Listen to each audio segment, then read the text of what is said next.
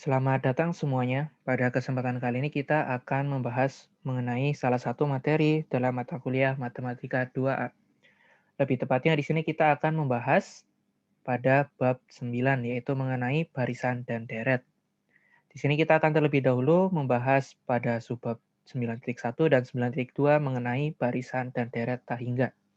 Kita langsung masuk ke materinya. Pertama, kita akan membahas terlebih dahulu mengenai barisan tak hingga. Bentuk umum dari suatu barisan itu akan berbentuk ada A1, lalu A2, lalu A3, dan seterusnya. Atau di sini nanti simbolnya itu berupa AN, dengan N-nya itu suatu bilangan bulat lebih besar sama dengan 1. Nah, untuk menguji kekonvergenan dari suatu barisan nanti ada dua buah cara. Yang pertama itu dengan menggunakan uji limit. Nah, dengan menggunakan uji limit, untuk mengecek kekonfirman suatu barisan, kita cukup menghitung limit n menuju infinite dari barisan tersebut. Nah, jika ternyata limitnya menghasilkan suatu bilangan yang berhingga, maka di sini kita akan mendapatkan kesimpulan barisannya itu adalah barisan yang konvergen dengan konvergen ke nilai limit tersebut. Nah, namun jika hasilnya ternyata berupa tak hingga atau min tak hingga atau bahkan dia tidak punya limit, maka di sini bisa kita simpulkan kalau barisannya itu berupa barisan divergen. Nah, sekarang ada juga uji yang kedua. Untuk uji yang kedua itu, kita bisa menggunakan teorema kemonotonan. Nah, untuk teorema kemonotonan, kita cuma bisa menunjukkan kalau suatu barisan itu divergen. Jadi tidak bisa untuk membuktikan kalau suatu barisan itu divergen. Cuma bisa menunjukkan konvergen saja, sorry. Nah, di sini teorema kemonotonan sendiri berbunyi bahwa suatu barisan akan konvergen jika memenuhi salah satu kondisi berikut. Yang pertama, barisannya itu monoton naik dan terbatas di atas. Jadi di sini nanti barisannya naik terus, tapi dia ada batas atasnya. Nah, atau dia memenuhi kondisi yang kedua. Kondisi yang kedua yaitu jika barisannya itu monoton turun, namun di bawahnya itu nanti terbatas atau terbatas di bawah. Nah, jika memenuhi salah satu kondisi ini, maka dia bisa kita simpulkan barisannya itu suatu barisan yang konvergen. Namun ada juga nanti di sini dibahas juga mengenai teorema Apit. Jadi ada juga teorema Apit untuk barisan. Nah, jika kita mempunyai suatu AN dan suatu barisan BN yang konvergen ke nilai yang sama, misalkan ke suatu nilai L, maka jika di sini diketahui ada suatu barisan CN yang ada di antara si AN dan BN, bisa kita simpulkan bahwa si barisan CN-nya itu akan konvergen juga ke L tersebut. Nah, demikian tadi cara-cara untuk mengecek kekonvergenan barisan. Nah, sekarang bagaimana jika deret? Kalau deret di sini nanti secara umum bentuknya adalah ada A1 ditambah A2 ditambah A3 dan seterusnya. Atau di sini biasanya kita simbolkan dengan sigma dari I sama dengan 1 sampai N dari di sini nanti, sorry, dari suatu N dari 1 sampai infinite dari suatu AN. Jadi di sini bentuknya penambahan bukan koma seperti tadi. Itu bedanya deret dan barisan. Nah, untuk barisan deret sendiri, sorry, untuk deret tak hingga sendiri, dia cara pengujiannya itu berbeda dengan barisan yang sudah kita pelajari sebelumnya. Nah, sebelum ke cara pengujiannya, di sini kita akan mengenali beberapa deret tak hingga. Yang pertama ada berupa deret geometri. Nah, untuk deret geometri, di sini bentuk umumnya itu berupa sigma n dari 1 sampai infinite dari suatu A dikali R pangkat N min 1.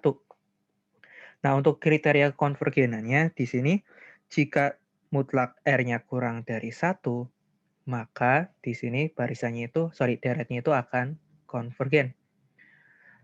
Nah, di mana kekonvergenannya itu menuju si nilai S infinite. Nilai S infinite-nya di sini adalah A per 1 min R.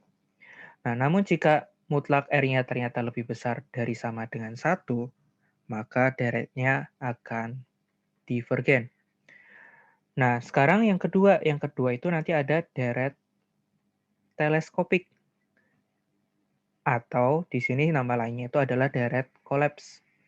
Nah, untuk deret collapse di sini bentuk umum dari deretnya adalah berupa sigma n dari 1 sampai infinite dari suatu AN dikurangi dengan AN plus 1. Nah, ini bentuk umum dari deret teleskopik. Nah, untuk mencari kekonvergenannya, kita cari dulu limit n menuju infinite dari Sn-nya. Nah, di mana Sn dari deret teleskopik itu nanti akan berbentuk ada A1 dikurangi dengan AN plus 1. Nah, tinggal kita limitkan menuju hingga. Nah, tinggal kita cari limit itu, misalkan dia hasilnya berhingga, maka deretnya itu akan konvergen. Namun jika hasilnya infinite atau dia tidak punya limit, maka di sini akan divergen. Nah, sekarang kita ke deret yang selanjutnya. Nanti di sini ada namanya deret harmonik. Nah, untuk deret harmonik di sini, bentuk umumnya adalah berupa sigma n dari 1 sampai infinite dari suatu super n. Nah, untuk deret harmonik ini dia pasti divergen. Jadi tanpa kita pedulikan, dia udah bisa kita simpulkan, dia itu pasti divergen. Nah, nanti di sini untuk deret-deret bentuk yang lain bagaimana? Deret-deret bentuk yang lain nanti ada untuk uji pengintegralan, uji kekonvergenannya. Nah, uji kekonvergenannya untuk deret yang lain ada yang pertama di sini yang kita pelajari yaitu adalah uji divergensi. Jadi untuk uji divergensi ini kita cuma bisa menyimpulkan suatu deret itu kalau divergen. Nggak bisa kita untuk menyimpulkan suatu deret itu konvergen. Nah, uji divergensi dia berbunyi jika limit n menuju infinite dari AN dari deret tadi, dia nggak sama dengan 0, maka sigma n dari 1 sampai infinite dari AN atau deret tersebut, dia itu pasti divergen. Cuma di sini tidak berlaku kebalikan. Kalau limitnya 0, ternyata konvergen. Itu tidak berlaku. Jadi cuma bisa menyimpulkan kalau ya suatu deretnya itu divergen. Makanya di sini nama ujinya itu adalah uji divergensi. Nah, jika ternyata limit menuju infinite dari AN-nya 0, bagaimana? Jika limit menuju infinite dari AN-nya 0, maka kita tidak bisa menyimpulkan apapun atau harus mau nggak mau pakai uji yang lain. Di mana uji yang lain akan kita bahas nanti di video selanjutnya. Oke, sekarang kita masuk ke contoh soalnya. Kita disuruh memeriksa konvergenan barisan-barisan berikut dengan menghitung limitnya. Kita mulai dari yang A. Kita mau menghitung limit n menuju infinite dari sin n per n. Nah, kita sudah tahu nih dari limit trigonometri, di mana limit x menuju infinite dari sin x per x itu 1. Artinya limit n menuju infinite dari sin n per n juga akan sama dengan 1. Nah, karena hasilnya di sini suatu bilangan berhingga, maka deretnya itu suatu deret yang konvergen. Nah, sekarang untuk yang B, dia berupa min 1 pangkat n. Jika kita limitkan menuju infinite, di sini dia tidak punya limit. Karena apa? Dia bisa menghasilkan 1 jika n-nya genap, dan dia akan menghasilkan min 1 jika n-nya ganjil. Sedangkan infinite kita tidak tahu, yaitu ganjil atau genap. Artinya di sini nanti kita tidak punya limit, karena menuju ke beberapa nilai yang berbeda. Nah, berarti di sini nanti deretnya itu berupa deret yang, barisannya merupakan barisan yang divergen. Dari yang nomor 1, barisannya konvergen. Nah, sekarang untuk yang C, untuk mengecek kekonvergenan barisannya, kita limitkan n menuju infinite. Dari ada 1 plus 1 per n pangkat n. Nah, jika kita masukkan infinite ke dalam persamaan, kita akan menghasilkan 1 pangkat infinite. Kita mau nggak mau pakai aturan yang di perhitungan limit. Nah, cuma di sini untuk mengotak-atik kita harus memisalkan dulu. Kita harus misalkan dulu si fx-nya. Kenapa kita harus memisalkan sebagai fx? Karena di sini n itu berupa fungsi diskrit atau cuma ada nilainya di beberapa nilai doang. Dengan n-nya itu ada 1, 2, dan seterusnya. Dia nggak ada nilainya di 1, sekian. Kita nggak bisa mencari suatu unsur barisan A 1,5, itu nggak ada. Maka kita misalkan dulu sebagai fungsi kontinu, di mana fx-nya itu sama dengan si an tadi, cuman n-nya diganti dengan x. Nah, baru kita nanti bisa otak-atik limitnya. Artinya yang ditanya di sini ada limit x menuju infinite dari 1 plus 1 per x pangkat x. Nah, kita kalau ada bentuk 1 pangkat infinite, kita misalkan y terlebih dahulu si fungsi yang mau kita hitung di situ. Terus kita cari ln y-nya. Kalau kita cari len-nya, dia akan menjadi X len dari 1 plus 1 per X. Karena dari sifat len, pangkat itu bisa maju ke depan. Nah, kita cari limit X menuju infinite dari nilai len Y tadi. Nah, len Y-nya di situ ada X len 1 plus 1 per X. Kalau kita masukkan infinite, dia akan menjadi infinite kali len 1 itu 0. Maka di sini karena masih 0 kali tahingga, kita harus manipulasi lagi persamaannya. Menjadi ada len dari 1 plus 1 per X per 1 per X. Nah, ini baru kita dapat 0 per 0. Kita pakai L'Hopital di sini, kita akan mendapatkan untuk fungsi pada pembilang, dia akan menghasilkan ada 1 per 1 plus 1 per X, dikali turunan dari 1 per X, turunan dari 1 per X itu ada min 1 per X kuadrat. Per, untuk yang di bawah jadi min 1 per X kuadrat juga. Artinya ini bisa kita coret, kalau kita masukkan infinite, dia ada 1 per 1. Berarti hasilnya 1. Artinya limit X menuju infinite dari yang di pertanyaan tadi, yang 1 plus 1 per X pangkat X, dia sebenarnya sama saja dengan limit X menuju infinite dari Y, di mana ini sama saja dengan limit X menuju infinite dari E pangkat len Y. Nah, fungsi len Y ini tadi kita udah hitung, nilainya 1, artinya dia sama dengan E. Nah, karena limit dari X-nya sama dengan E, artinya limit dari N-nya juga akan sama dengan E. Nah, karena di sini hasilnya berupa bilangan berhingga, maka dia barisannya merupakan barisan yang konvergen. Nah, ini kesimpulan untuk yang soal C. Sekarang kita masuk ke soal selanjutnya. Kita disuruh menggunakan teorema kemonotonan untuk mengecek barisan berikut kekonvergenannya, menunjukkan barisan berikut konvergen. Nah, pertama kita lihat dari syarat yang pertama. Tadi untuk teorema kekonvergenan kita harus cek dulu dia monoton naik atau monoton turun. Sorry, teorema kemonotonan tadi kita harus cek dulu monoton naik atau monoton turun. Nanti baru kita lihat batas atas atau batas bawah yang kita perlukan. Nah, kita lihat di situ. Sama seperti tadi, agar kita bisa otak-atik atau kita bisa turunkan, kita misalin dulu suatu fx yang sama dengan x plus 1 per 2 pangkat x. Nah, kita cek kemonotonannya dengan melihat f aksen x-nya. Nah, untuk f aksen x-nya kita pakai aturan pembagian. Dengan u-nya adalah x plus 1, lalu v-nya kita pilih 2 pangkat x. Artinya di sini nanti ada u aksennya adalah 1, sedangkan v aksennya akan sama dengan 2 pangkat x ln x. Atau f aksennya berarti di sini nanti u aksen v-nya jadi 2 pangkat x, dikurangi u v aksen. U v aksennya akan menjadi x plus 1 dikali 2 pangkat x ln 2. Sorry, ini harusnya ln 2 turunannya. Per v kuadrat. Ada 2 pangkat x dikuadratkan. Nah, ini yang atas bisa kita keluarkan 2 pangkat x-nya. Dia akan menjadi ada 1 dikurangi dengan x plus 1 2 pangkat, ln 2. Nah, dari sini kita lihat dia itu kemonotonannya bagaimana sih. Ini sebenarnya bisa positif, bisa negatif. Cuman kita tinjau x-nya itu untuk yang lebih besar sama dengan 1 saja. Karena tadi n-nya itu berupa barisan itu ada dari 1 sampai infinite. Nah, jika x-nya lebih besar daripada 1, kita lihat di situ. Kita akan menghasilkan suatu nilai negatif karena apa? 2 pangkat x positif, cuman kalau yang di dalam kurung di sini, dia ada 1 dikurangi, misalkan kita masukkan 1 saja, dia udah jadi 2 ln 2. Di mana 2 ln 2 itu nanti lebih besar dari 1. Artinya di sini kita akan menghasilkan sesuatu yang negatif. Karena menghasilkan sesuatu yang negatif, akibatnya dia monoton turun. Artinya karena fx yang monoton turun, maka an-nya itu yang sama dengan n plus 1 per 2 pangkat n. Di sini akan monoton turun. Untuk suatu n yang cukup besar. Nah, di sini sekarang kita lihat batas bawahnya berarti. Karena kita butuh batas bawah jika dia fungsinya monoton turun. Nah, batas bawahnya itu berapa sih? Nah, kita lihat di situ. Kita lihat pola dari barisannya. Di situ pola dari barisannya jika kita masukkan 1, dia akan menjadi 2 per 2 atau jadinya 1. Nah, lalu kalau misalkan dari A2-nya, kalau A2-nya di situ nanti ada 3 per 4. Nah, kita bisa menebak dia monoton turun. Nah, batas bawahnya itu berapa sih? Monoton turun, batas bawahnya di situ kita lihat. Tadi ada barisannya bentuknya suatu AN yang sama dengan N plus 1 per 2 pangkat N. Nah, di sini dia akan selalu positif.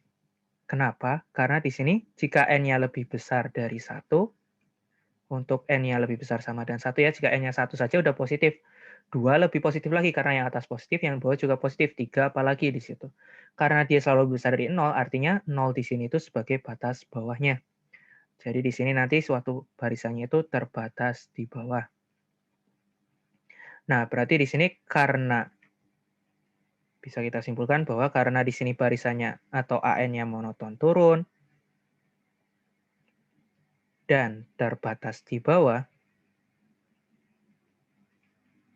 maka di sini bisa kita simpulkan kalau barisan tersebut merupakan barisan yang konvergen berdasarkan teorema kemonotonan tadi. Nah, sekarang kita masuk ke soal selanjutnya. Di sini tentang deret. Sudah masuk ke deret. Kita disuruh periksa apakah masing-masing deret berikut konvergen atau divergen. Jika konvergen, tentukan jumlahnya. Oke, untuk deret yang pertama di sini, kita bisa keluarkan 1/100-nya. Dan di sini nanti bisa kita rubah. Jadi, karena sama-sama pangkat N, bisa kita rubah jadi min E pangkat N. Atau ini sama saja dengan 1/100. Sigma N dari 1 sampai infinite. Di sini dari min E kali min E pangkat N min 1. Nah, bisa kita lihat di sini merupakan bentuk umum dari suatu deret geometri karena ada A dikali R pangkat N min 1. Dengan A-nya di sini ada min E, dan di sini nanti si, atau misalkan kita lebih mudah, biar lebih mudah untuk mencari jumlah barisannya atau deretnya, nanti kita masukkan lagi aja si 100-nya, jadi ada min E per 100 kali min E pangkat N min 1. Nah, ini jadi nanti A-nya, dan yang di dalam sini jadi R-nya. Nah, tadi untuk kriteria kekonvergenan deret geometri, kita lihat dari mutlak R-nya. Mutlak R-nya berarti ada mutlak dari min E atau sama dengan E. E di sini tuh lebih besar dari 1. Karena mutlak R-nya lebih besar dari sama dengan 1, maka di sini barisannya itu, atau sorry, deretnya itu merupakan deret yang divergen. Karena divergen berarti kita nggak perlu mencari jumlahnya. Nah, sekarang untuk yang B, ini sebenarnya belum kelihatan dia membentuk suatu deret apa, atau nama deretnya kita belum kelihatan di situ. Nah, untuk mengetahui bentuk deretnya, di sini kita coba otak-atik. Nah, cara mengotak-atiknya bagaimana sih? Nah, ini bisa kita pecah jadi suatu N plus 1 per akar N kali N plus 1, dikurangi ada akar N per akar N kali N plus 1 juga. Nah, untuk yang di depan, di situ bisa kita coret. N plus 1-nya tinggal 1 per akar N. Sedangkan yang di belakang, di situ akan menjadi 1 per akar N plus 1. Jika kita misalkan suatu AN yang sama dengan 1 per akar N, maka si deret tersebut dia akan menjadi sigma N dari 1 sampai infinite dari AN min AN plus 1. Karena di sini cuma dirubah N-nya menjadi N plus 1. Nah, ini merupakan bentuk deret teleskopik atau deret kolaps tadi. Nah, artinya di sini untuk mengecek konvergensinya tinggal kita lihat limit N menuju infinite dari Sn-nya.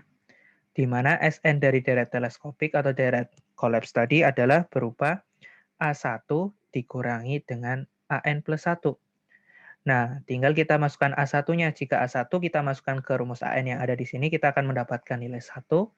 Sedangkan AN plus 1-nya ada 1 per akar N plus 1. Jika kita masukkan infinite, jadinya ada 1 kurangi 0. Hasilnya 1. Karena berupa bilangan berhingga, maka di sini deretnya itu merupakan deret yang konvergen. Dan konvergennya itu menuju nilai 1 tersebut. Nah, demikian tadi untuk nomor 3. Sekarang kita masuk ke selanjutnya. Kita disuruh menggunakan uji suku ke N untuk menentukan deret mana yang divergen. Atau uji suku ke N ini nama lain dari uji divergensi deret. Nah, tentukan juga deret yang perlu pengujian lebih lanjut jika ternyata nanti limitnya tadi 0. Nah, berarti kalau uji divergensi atau uji suku ke N, kita cukup limitkan N menuju infinite dari deret tersebut atau AN-nya, AN dari deret tersebut. Nah, jika kita yang soal A, untuk mencari limit menuju infinite-nya bagaimana? Kalau kita lihat di situ akan menghasilkan nilai infinite per infinite. Kalau kita bagi pangkat tertinggi akan menghasilkan 2 min 1 per N per 3 plus 1 per N. Atau di sini nanti hasilnya itu akan menghasilkan 2 per 3 limitnya. Nah, karena di sini dia tidak sama dengan 0, maka berdasarkan uji suku ke N, atau uji divergensi deret, kita dapat simpulkan kalau si deret tersebut, si sigma n dari 1 sampai infinite 2n-1 per 3n plus 1 merupakan deret yang divergen. Nah, sekarang kita coba yang B. Kita hitung limit n menuju infinite dari n per 2 pangkat n. Dia hasilnya infinite per infinite. Kita mau pakai L'Hopital, cuman kita belum boleh kalau misalkan masih dalam bentuk deret. Tadi caranya dengan menghitung dengan memisalkan fx terlebih dahulu, yang sama dengan x per 2 pangkat x. Nah, kita hitung limit x menuju infinite dari x per 2 pangkat x, kita L'Hopital, kita akan menghasilkan, di situ ada 1 per 2 pangkat x ln 2. Jika kita masukkan infinite, dia akan menghasilkan 0. Karena limit x yang menuju 0, maka limit dari n-nya juga akan menuju 0. Nah, karena hasilnya 0, maka uji divergensi atau uji suku n-nya tadi gagal. Akibatnya di sini nanti perlu pengujian lebih lanjut. Nah, kita cukup tulis seperti ini aja, karena tadi nggak disuruh menguji lebih lanjutnya. Nah, untuk uji lebih lanjutnya, kita akan bahas di video selanjutnya. Nah, demikian tadi untuk penjelasan dari saya pada video kali ini. Sekian, terima kasih, semoga bermanfaat.